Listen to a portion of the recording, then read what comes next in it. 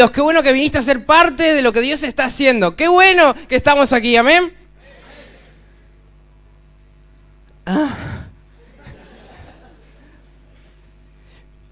Saben, estaba pensando, pasaron muchas cosas antes de que yo llegue a este lugar y pensaba en Juan el Bautista, una voz que clama en el desierto. Me gustaría decir eso, una voz que clama en Pilar, pero estoy ahí medio afónico. Pero me sucedía esto, que venía el Congreso, ¿no? Se anunció el Congreso, entonces yo dije, bueno, qué bueno, una instancia de preparación, de recibir. Pensé, no me va a tocar predicar. Qué bueno, o sea, no es que no me quería preparar, sino qué bueno poder escuchar a otro, qué bueno poder aprender. Y digo, hay que ser como hay que estar enfermo emocionalmente o tener como baja autoestima para decir, ay, me sacan el lugar y le ponen a otro. No, qué bueno. Y yo estaba ahí como, oh, Espíritu Santo, estaba en mi mente, ¿no? Festejando. Y después me lo cruzo al pastor y me dice, bueno, tal día y tal cosa, el otro. Y el domingo te toca predicar. Y yo estaba, Espíritu Santo, ¿qué? What's happening? No le respondí nada, no sé si él se acuerda, pero yo quedé silencio sepulcral, quedé. Y porque, a ver, ¿cómo decirlo? Tenía muchas dudas, muchas preguntas con respecto al orador de esta mañana, de este momento. Pero saben que Dios es tan sabio, Dios. Una instancia de capacitación que fuimos con los pastores, Luis Palau organizó una instancia de capacitación y yo fui ahí con todas esas preguntas, carburando, con todos esos cuestionamientos. ¿Y saben cómo volví de ahí? Yo iba y me acomodaba y me imaginaba, ¿vieron el Chavo cuando Ramón le va a pegar, que lo empieza a peinar? Yo me sentaba ahí, me empezaban a peinar, ¡pum!, para que venga que te acomoda las ideas. Ahí, entonces, vengo ahí, manso. Entonces, y pensaba, ¿no?, que yo siento que estoy en un punto muy importante de mi vida. Siento que puedo decir que no soy nadie, que no tengo nada, pero que tengo un contacto, conozco una persona. Espíritu Santo se llama. Espíritu Santo, que cambió mi vida. Y es lo que tengo. Y ¿saben qué lindo estar en este momento de quebrantamiento? De que vos decís, no soy nada, no tengo nada. Qué lindo es eso. De no tener que estar lidiando con el ego, de no tener que estar entrando en conflictos, de decir, como no soy nadie, no tengo nada, puedo atraerme a cualquier cosa porque no hay nada que perder. Me puedo arriesgar, lo puedo hacer, lo puedo intentar, porque no hay nada en juego. Entonces, qué lindo este momento en el que uno recibe el cariño, el afecto de la congregación, y gracias a los pastores por escuchar a Dios, por citarme, porque realmente es una convocatoria que viene de parte de Dios. Y esto, ¿no? ¿Qué? Porque sería mucho más fácil estar ahí sentado, y a mí me gustaría no estar ahí sentado, anotando, estar viendo, que estar yo acá y predicándoles a ustedes. Y bueno, un poco quiero hablar de eso. Vamos a Santiago 2. Voy a leer unos versículos y después continuamos. Santiago 2, 17. Dice, voy a leer la Nueva Versión Internacional, así dice Santiago 2. Así también la fe por sí sola, si no tiene obras, está muerta. Sin embargo, alguien dirá, tú tienes fe y yo tengo obras. Pues bien, muéstrame tu fe sin obras y yo te mostraré la fe por mis obras. ¿Tú crees que hay un solo Dios? Magnífico. También los demonios lo creen y tiemblan. ¡Qué tonto eres! ¿Quieres convencerte a ti de que la fe sin obras es estéril? ¿No fue declarado justo nuestro padre Abraham por lo que hizo cuando ofreció sobre el altar a su hijo Isaac? Ya lo ves, su fe fue y sus obras actúan conjuntamente y su fe llegó a la perfección por las obras que hizo. Versículo 23, así que se cumplió la escritura que dice, le creyó Abraham a Dios y esto le fue tomado en cuenta como justicia y fue llamado amigo de Dios. ¿Cómo pueden ver?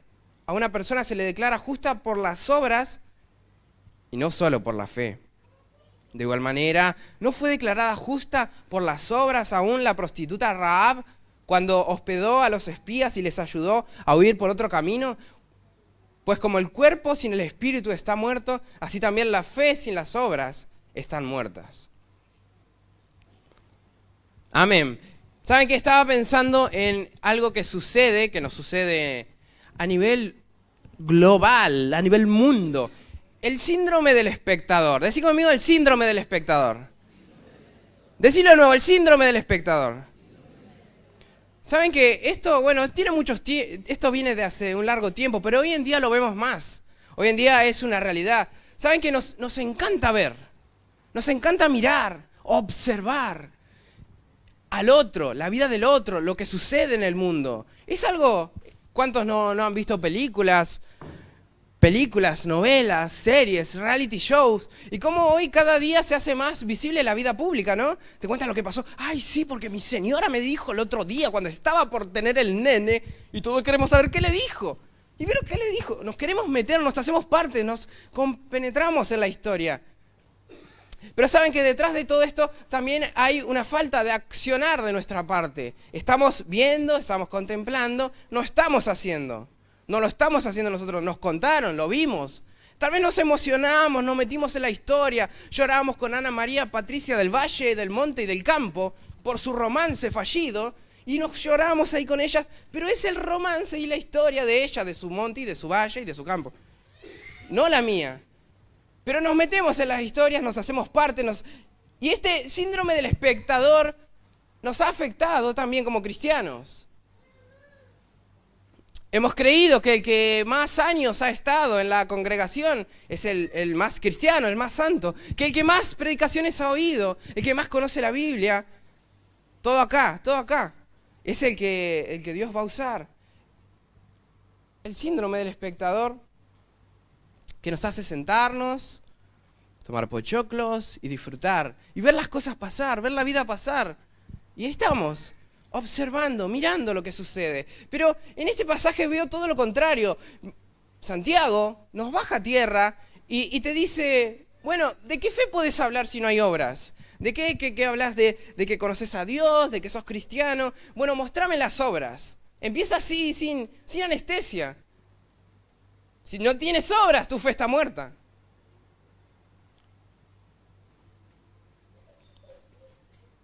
Vamos entonces a hablar un poco de esto. Vamos a extraer algunas ideas con respecto a esto que hoy culturalmente tal vez nos impacta de una forma a nosotros, muy acostumbrados a ver, a oír, a consumir todo lo visible. ¿Cómo nosotros como cristianos deberíamos comportarnos? ¿Qué dice la Biblia sobre esto? Vamos a extraer 4 ideas que salen de este pasaje. La primera idea, que te la tiro así rápida, es que no fuiste creado para ser un espectador. Dios no te diseñó, no te creó como un espectador. Dios crea al mundo, crea el universo, crea todo lo que hay y pone a Adán y Eva y los pone como mayordomos, como administradores. Ellos tenían que cuidar.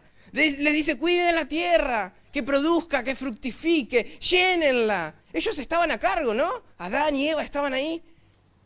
Y nosotros con ellos. Mayordomos de la creación, no espectadores. No que nos sentamos ahí a ver cómo el mundo sigue, cómo las cosas van sucediendo, sino que ellos eran quienes activamente deberían cuidar la creación. Acá sucede algo que no me quiero meter mucho, pero lo voy a explicar rápidamente. Mira, volvamos al principio, pero no necesariamente a Génesis. Satanás se levanta contra Dios en el cielo. Era el líder de adoración, el líder de la alabanza, el lucero, era hermoso. Dios lo había bendecido, lo había llenado de cosas. Y Satanás estaba ahí con Dios, y Satanás ve el trono de Dios y quiere ser como Dios. Dice, yo quiero ser como Dios. Y Satanás movía muchas influencias, tenía muchas conexiones, entonces empieza a revelar a los ángeles. Le empieza a meter ideas, le dice, no, esto es re patriarcal. No, pero hay que salir contra el sistema. ¿Y qué onda con esto? Y lo empieza a convencer, y el 33%, la tercera parte de los ángeles van con Satanás a revelarse a Dios. Y Satanás quiso destronar a Dios. No llegó a entrar al ring, knockout, afuera. Dios, obviamente, era Dios. ¿Qué pensó que podía hacer? Se llenó de maldad su corazón. Perdió, fue enviado a la tierra, destrozado, no pudo contra Dios, con los ángeles a prisiones de oscuridad.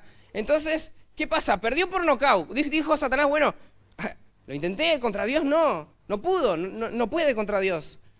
Pero ¿qué sucede en este momento? Satanás no pudo contra Dios en el cielo, pero vino a la tierra a atacar lo que Dios hizo, la creación, lo que Dios soñó, lo que Dios armó. No pudo contra Dios en el cielo, vino a la tierra. Estaban Adán y Eva, estaba todo bien, eran mayordomos, eran quienes tenían todo a su cargo. ¿Y qué pasa? Satanás ve que necesita aliados estratégicos para ganar esa batalla, que necesita que entre el pecado, que necesita el pecado, ¿no? Para destruir la conexión entre Dios y el hombre. Entonces le dice, no, pero ese fruto, qué rico, comelo. Y ahí y una argumentación, una batalla de ideas. El hombre y la mujer pecan, entra el pecado, y el pecado viene con su best friend, no viene solo, viene con la muerte. Entran, ¡ay, qué lindo! Y la creación hermosa, perfecta, que Dios había hecho, se corrompió por la entrada del pecado y de la muerte. Todo lo que Dios había hecho, lo que hoy vemos, está corrompido desde ese momento. Miren cómo afectó tanto el pecado de un hombre, del ser humano, que toda la naturaleza fue corrompida, fue destruida. Como todo, y esto hay leyes de la física que lo explican, como todo muere, todo envejece, todo se deteriora. Si te compras un auto, lo dejas estacionado, volvés un año después, está peor, 2 años. Con el tiempo todo va muriendo por eso mismo. Y bueno, y ahora se habla de que los problemas ambientales, de que el mundo se está muriendo y esto y lo otro. Sí, el pecado lo está corrompiendo, lo está destruyendo sistemáticamente desde ese momento. Entonces vemos en la Biblia que dice, no voy a leer los pasajes, pero dice que la tierra gime por conocer a los hijos de Dios. Que la tierra anhela conocer a los hijos de Dios. Anhela que se rebelen, que sean vistos, que se manifiesten los hijos de Dios. La tierra gime por conocer a los hijos de Dios. Esta tierra conoció el mundo sin pecado. Conoció el mundo con Dios habitando, caminando con el hombre. Y esta tierra se llenó del pecado, se llenó de la corrupción, se desarmó ese diseño que Dios tenía. Entonces ahora la tierra grita por conocer a los hijos de Dios. Espera el momento en que sean manifestados, en que se revelen los hijos de Dios. Entonces nuestro papel en esta tierra como cristianos, como hijos de Dios, es clave. Decí conmigo, clave. Es clave, es re importante. Fuimos creados como los mayordomos, como las personas que deberían dirigir, que deberían llevar a cargo. Y aún la naturaleza misma quiere saber, quiere conocer quiénes son los hijos de Dios, quiénes son las personas a través de las cuales la creación va a ser recreada, un cielo nuevo, una tierra nueva, sin corrupción, sin pecado, y todo lo que ustedes saben que sucederá. Y ahí estamos nosotros, que no fuimos creados, que no fuimos soñados para ser espectadores de lo que sucede. Y ahora me pregunto, ¿por qué rayos somos espectadores de lo que pasa? ¿Por qué? ¿En qué momento pasó que nos detuvimos y que nos dijeron, mirá, como cristianito vos te quedás acá? Lo que sucede en el mundo vos no podés intervenir, vos no podés orar, vos no podés afectar. ¿En qué momento pasó que nuestra visión se nubló, que perdimos el conocimiento de la autoridad que tenemos como hijos de Dios, del poder que recibimos a través de Jesús, a través del Espíritu Santo? Espectadores, meramente viendo cómo suceden las cosas, comentando, hasta me suena a Israel en el Egipto murmurando, diciendo no, porque está complicado, porque Dios cada vez, no sé qué le pasa, está todo endurecido, y murmurando de lo que sucede. Espectadores, mirando lo que pasa en el mundo, mirando lo que pasa en nuestras casas, en nuestras familias. Espectadores que solamente están ahí, que saben la voluntad de Dios, pero que no hacen nada. Que sueñan, que imaginan cómo podría ser, cómo sería si se convierte, cómo sería si va a la iglesia, pero que no le predican, que no hacen nada, están expectando, viendo lo que sucede. Pero no fuimos creados para eso. Decí conmigo, no fui creado para ser un espectador.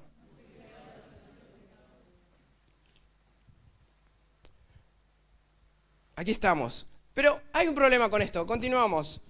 La segunda idea que surge aquí con respecto a esto de los espectadores, de las personas que meramente están mirando, que contemplan, es que leo el relato bíblico, veo la historia de Jesús. Los espectadores no llamaban la atención de Jesús. Los espectadores no llamaban su atención.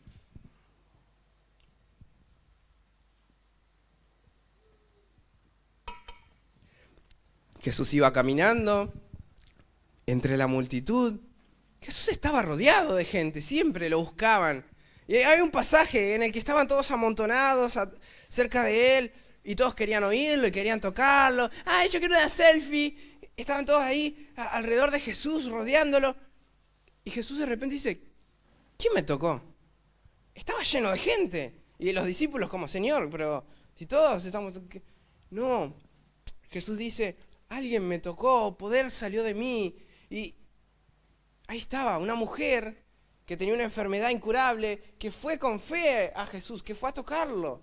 Entonces, de entre toda esa multitud, de entre toda esa gente, Jesús podría haber seguido caminando sin detenerse, pero de repente apareció una persona que actuó en fe, que obró, que dijo, yo necesito tocarlo. Si aunque sea pudiera tocarlo, yo seré sana. Y esa mujer había invertido con los mejores especialistas, había viajado por todo el mundo y nadie resolvía su problema. Pero tenía tanta fe que dijo, si tan solo pudiera tocar a Jesús, y entró entre la multitud y empezó a hacerse lugar y lo tocó.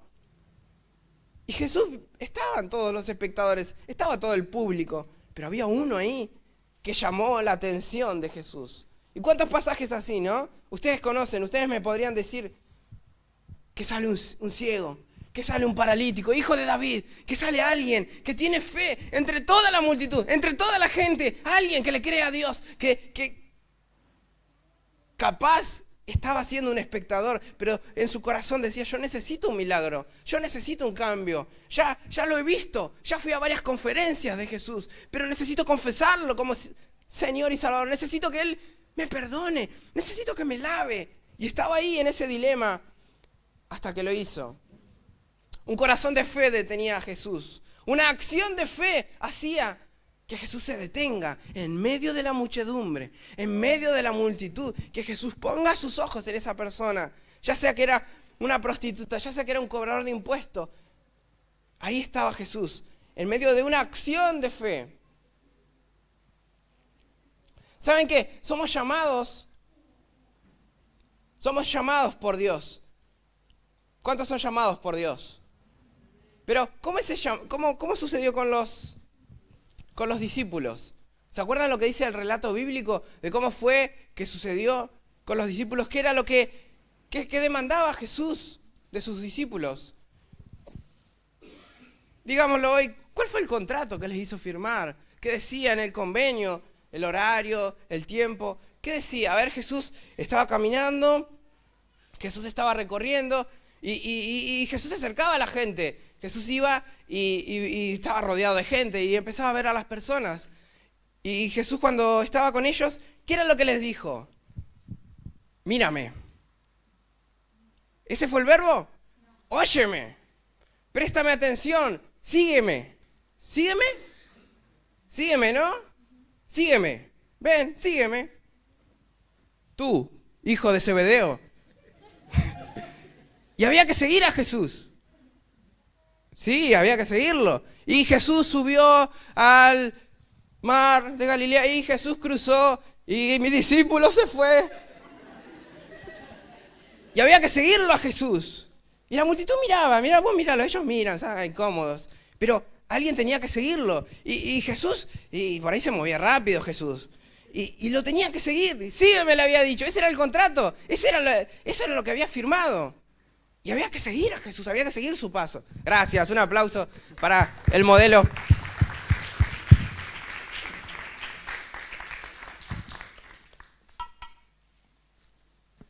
Jesús no los llamó para que lo vean.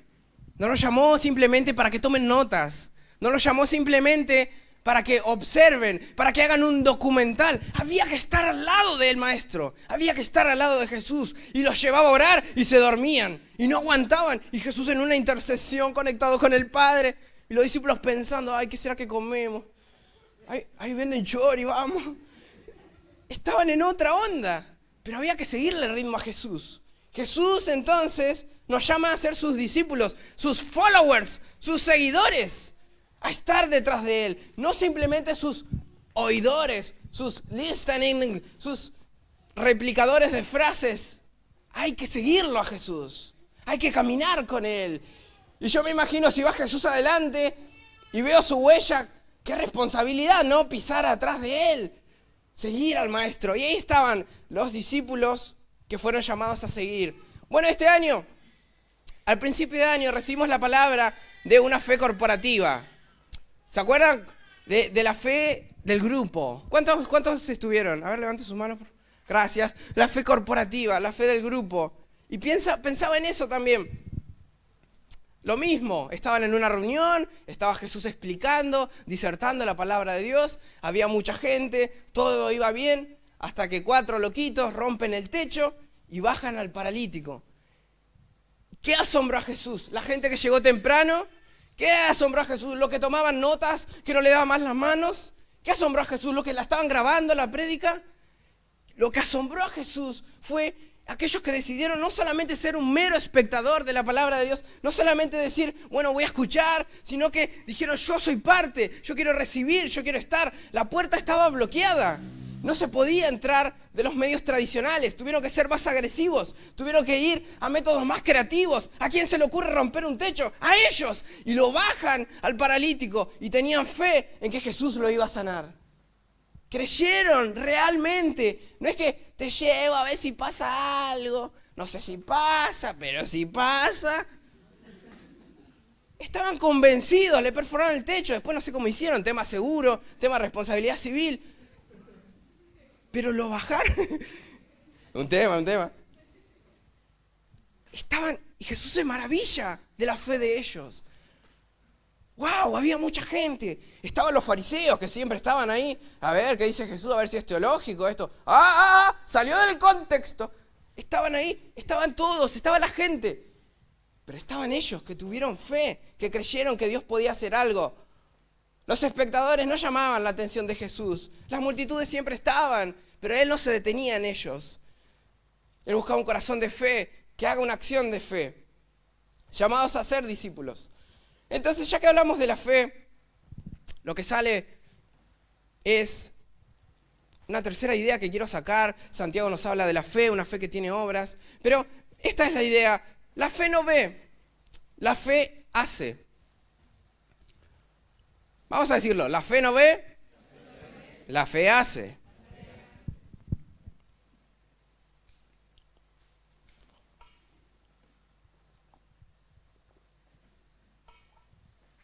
Estaba metiéndome en las profundidades de lo que es la fe para llegar a generar un concepto diferente del que había conocido, y creo que lo tengo.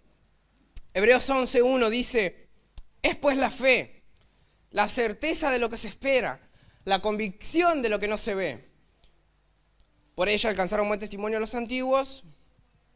Bueno, entonces la fe, la certeza de lo que se espera, la convicción de lo que no se ve. Entonces, a ver, espero que se entienda, la fe es un motor que me lleva a hacer acciones para alcanzar aquello que yo creo, que espero, que sé que va a suceder. La fe es un motor que produce acciones en base a una creencia. Entonces tenemos la fe que es muy abstracta. Ay, yo tengo fe, creeré, creeré. Es como que la fe es como que está muy abstracta, ¿no? Nos cuesta un poco materializarla. Pero entonces esa fe abstracta que está en la nube, con nosotros los querubines flotando,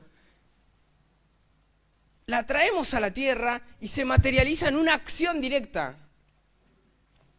Y podemos analizar Hebreos 11, dice la palabra fe, dice el sujeto, la persona, quien tuvo esa fe y la acción que realizó. Hebreos 11 es eso, una fe, lo que esperaba, lo que Dios le dijo, lo que creía que iba a pasar. Una persona que realizó una acción. Una palabra de Dios que estaba en la fe, la persona que creía y realizó la acción. Por la fe entendemos haber sido constituido el universo por la palabra de Dios. Por la fe Dios habla y se hace el universo. No había nada y Dios, por la fe, Él lo vio. Entonces todo lo que hoy se ve salió de lo que no se veía. Ya estamos en modo trabalengua. Lo que hoy se ve vino de lo que no se veía. Entonces Dios mismo usó las palabras de la fe, usó la fe.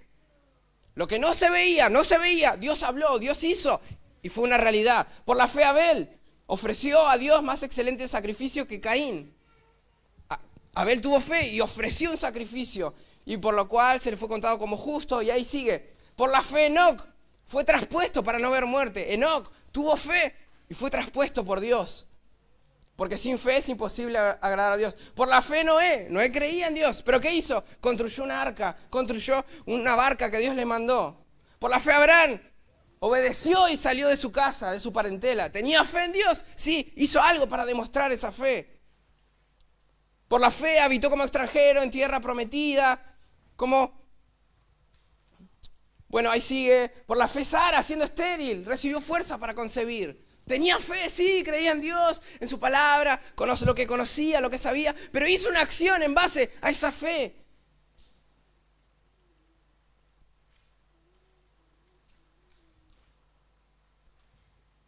Conforme a la fe, murieron todos estos sin haber recibido lo prometido, sino mirándolo de lejos, creyéndolo, saludándolo y confesando que eran extranjeros y peregrinos en la tierra. Por la fe vivieron y murieron. Por la fe Abraham, cuando fue probado, ofreció a Isaac. ¿Se entienden? ¿Se dan cuenta? Es siempre lo mismo. Creen en Dios, está la fe abstracta, está la fe, pero la materializan, la expresan en una obra directamente. Creyendo que Dios es poderoso para levantar de los muertos. Por la fe bendijo Isaac a Jacob y Esaú respecto a cosas venideras. Les marcó el futuro por la fe. Por la fe José al morir mencionó la salida de los hijos de Israel. Dijo qué hacer con su cuerpo. ¿Van entendiendo? Seguimos, hay varios versículos. Por la fe Moisés, ya hecho grande, rehusó llamarse hija del faraón, dejando los placeres, los deleites de ser un hijo del faraón, un hijo de la hija del faraón. Por la fe, él renunció a eso. Por la fe dejó Egipto, no temiendo a la ira del rey. Entonces son acciones concretas que se hacen. Por la fe pasaron el mar rojo como por tierra seca. Miren esto, e intentaron los egipcios hacer lo mismo y fueron ahogados. ¿Cuál era la diferencia entre los egipcios y los israelitas? Si el mar estaba abierto, los egipcios fueron al mar sin fe, los israelitas fueron con fe. Que lo próximo que hagas, vayas con fe. No se pudo hacer, no salió, todos los intentaron. Bueno, ahora va un hijo de Dios que tiene fe y se va a hacer. Y ahora se va a poder. No se pudo, ahora va con fe, ahora sí.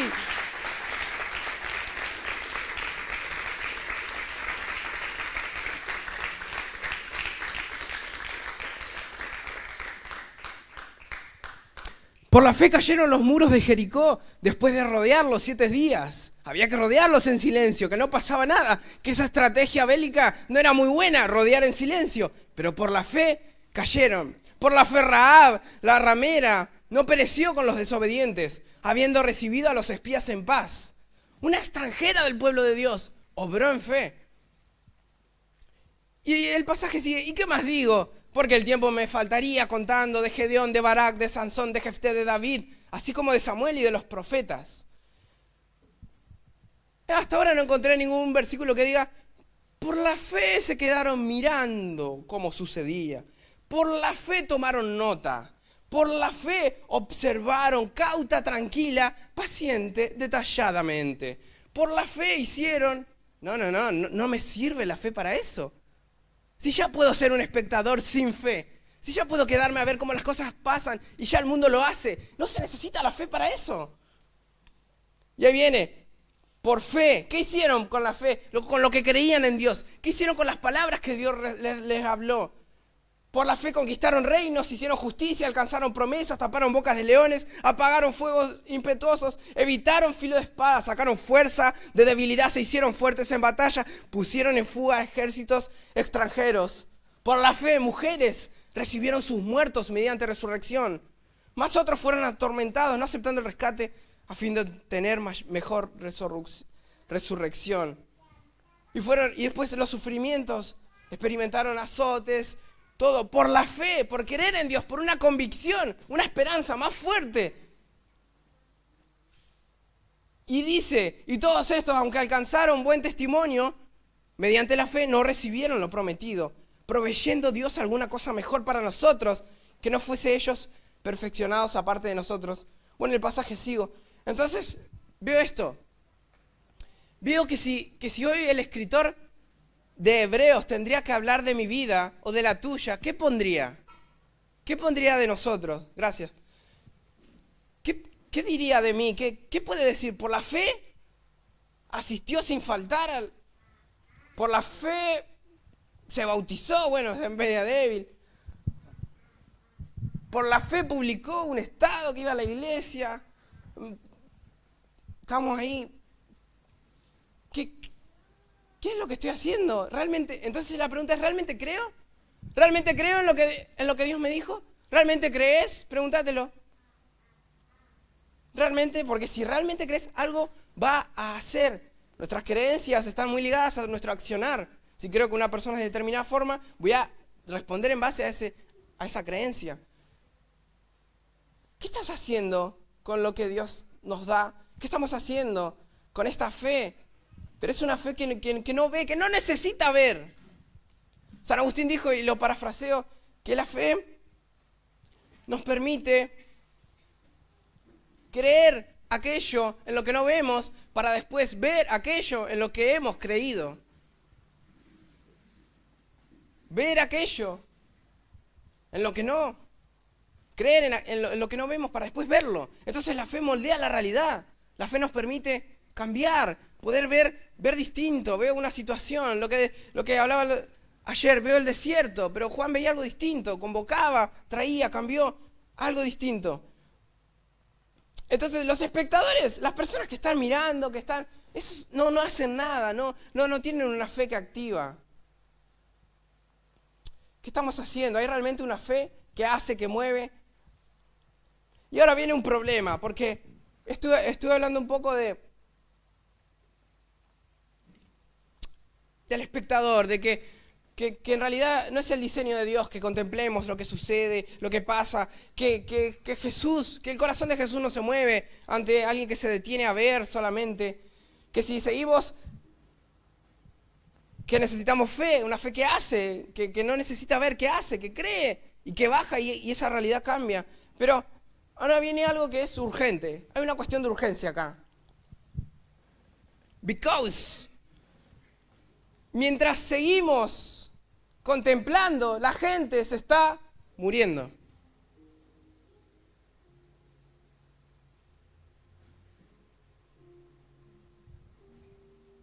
La iglesia que tiene un mandato, la iglesia que tiene una orden de Dios. Porque como ustedes saben, está circulando una enfermedad que está matando y que es muy contagiosa.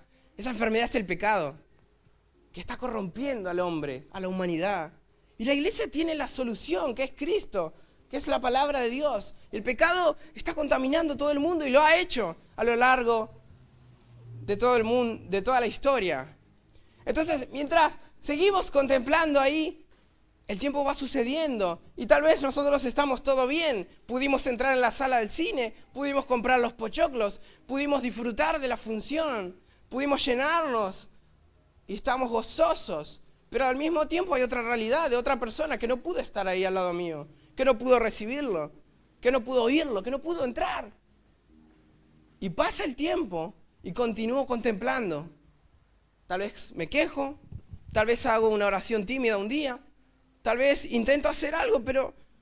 Y pasa el tiempo, y pasa el tiempo. Tenemos una imagen. Ay, salió un poco pixelada, igual. Si no, no sé si la pueden achicar. Bueno, ¿se entiende? A ver, díganme qué ven.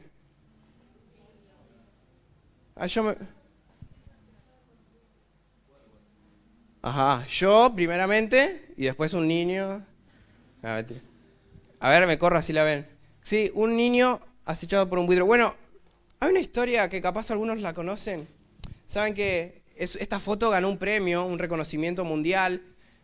fue una foto muy famosa, digamos, perfecta en lo que quiere transmitir. Pero ¿saben que está la historia detrás de esto?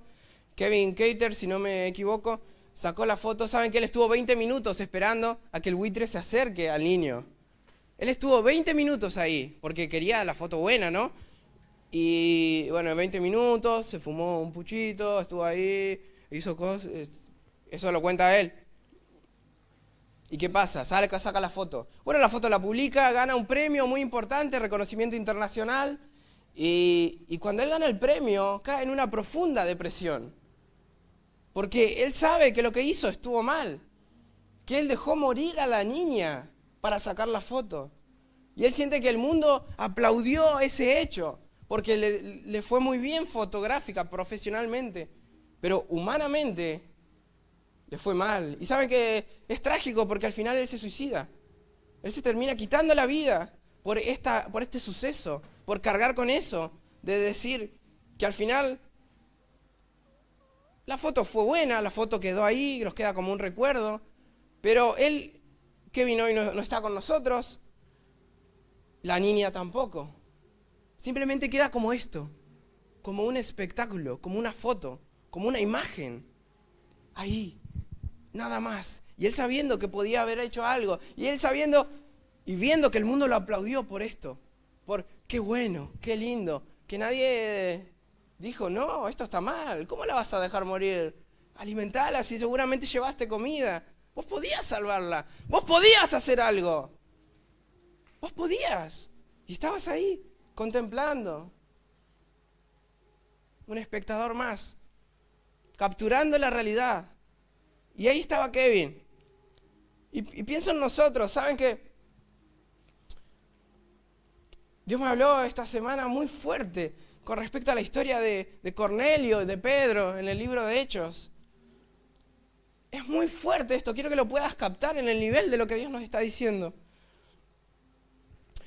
Se aparece un ángel, le habla a Cornelio, se le aparece y le dice, ahí va a venir Pedro, él te va a dar las instrucciones. Cornelio no pertenecía al círculo cristiano, él estaba fuera del círculo de los judíos, pero Cornelio era piadoso, él daba sus ofrendas, era una persona justa y buscaba a Dios de alguna forma. Entonces, ¿qué sucede? Que el ángel le aparece y le dice, ahí va a venir Pedro, él te va a predicar, él te va a enseñar todo esto.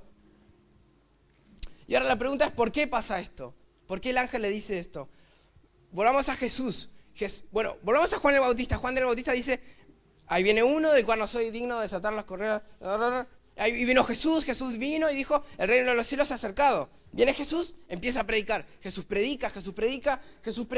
¿Y qué sucede acá? Hasta los ángeles lo ayudaron, porque los ángeles decían, ahí viene el Hijo de Dios, y Jesús va predicando. Pero en la gran comisión, Jesús termina su ministerio.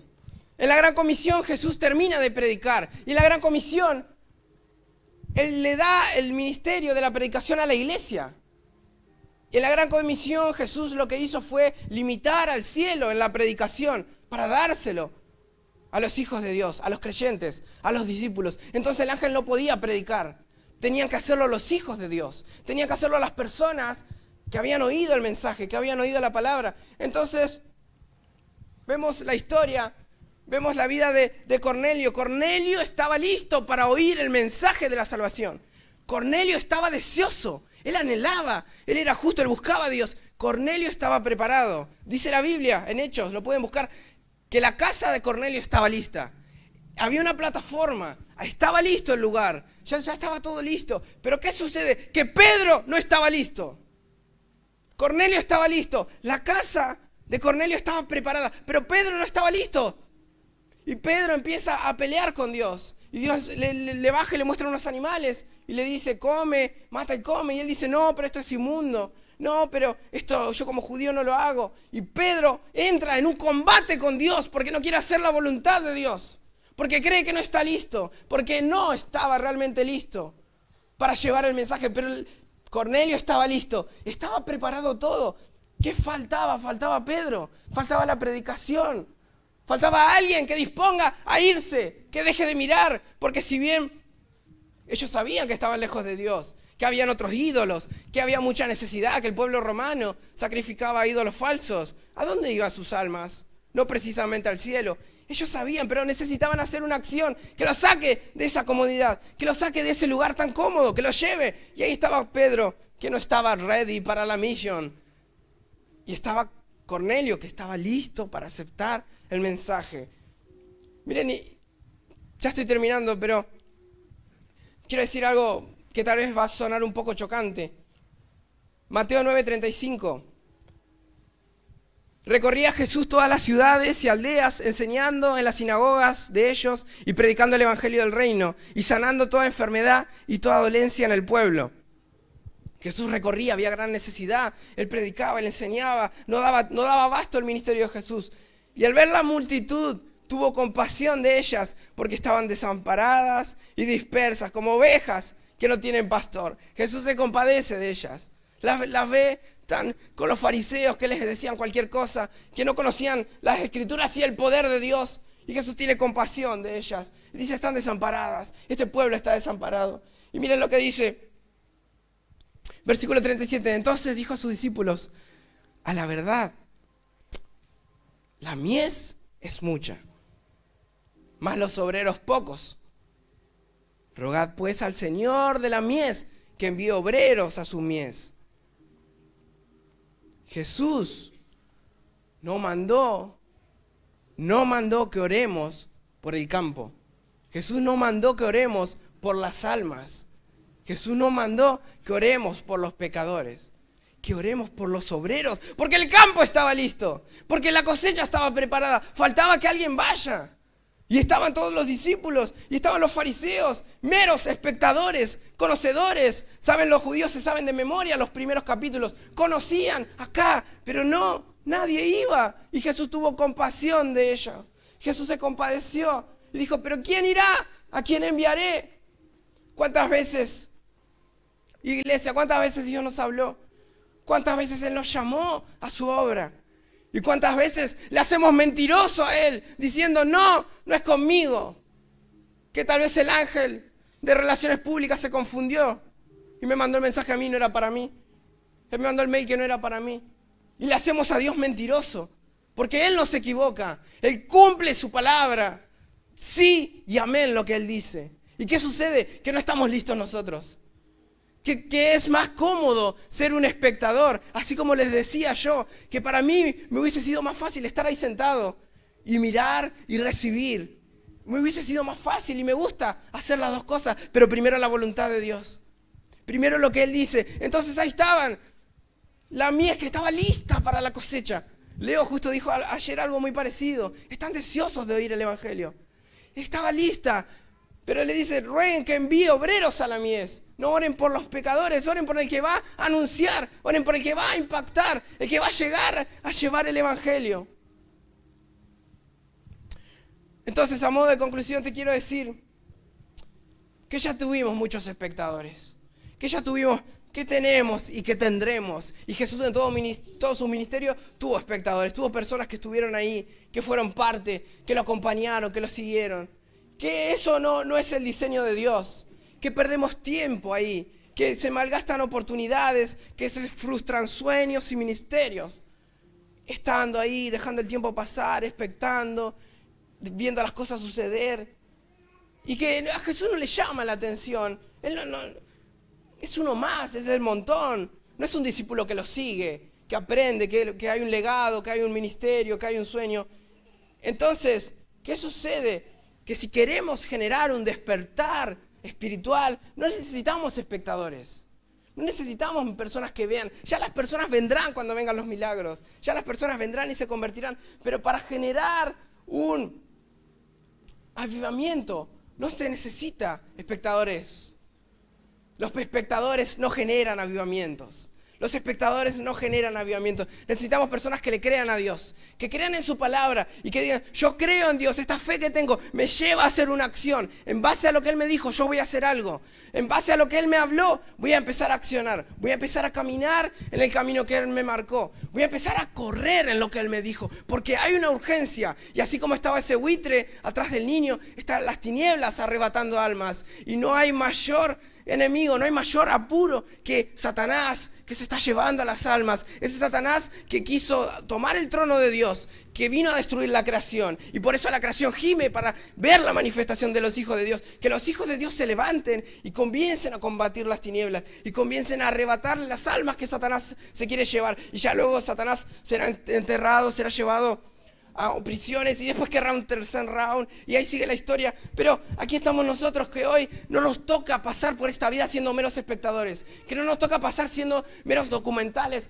fotógrafos de lo que sucede, sino que tenemos que activar en base a la fe lo que entendés, lo que Dios te habló, lo que Él te dijo, empezar a orar, empezar a hacerlo y no hacer a Dios mentiroso, creer en su palabra y saber que el pueblo está listo, saber que la cosecha está preparada.